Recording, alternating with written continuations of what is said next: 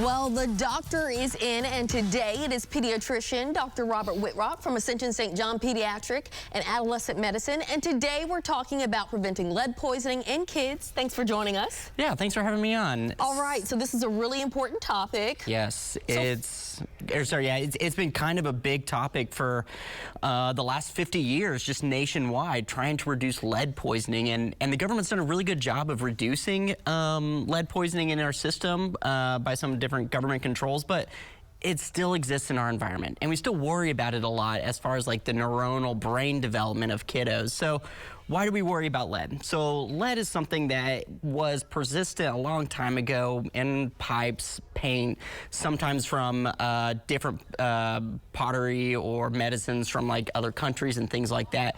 Sometimes kids get exposed to this too much, and if they're exposed to it too much before 2 years old, it can affect their brain development and later on start showing delays. Some people may ask, well, how do I know if my kid has lead poisoning? Well, a lot of times it's asymptomatic, meaning you don't see any symptoms of it, but you do see the delays later on in life. So are there some things that parents can look out for, specifically like maybe my kid doesn't need to be in this particular environment? Right, yeah. So usually, I think we have a screen here for it.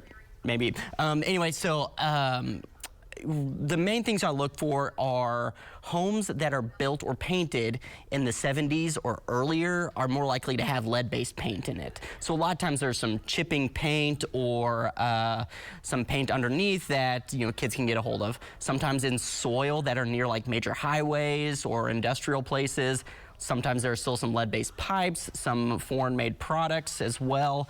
A little while ago in the news, there were some applesauce packets that were contaminated with lead. Food. Yeah, I think the FDA has fixed that, but I still tell families, hey, if you get some applesauce, just check the back and make sure that it's not one of those things that could potentially have lead in it. So with the homes, is there particular monitors you can put inside to maybe detect?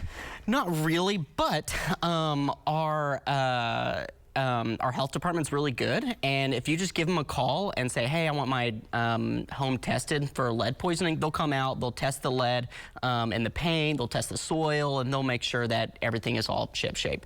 Now, like I said, this is usually asymptomatic. Unless the levels get really, really high, there's not really any treatment, and there aren't really major signs for it. So how do you know if your kid's having this? Well, most people screen at a year of age.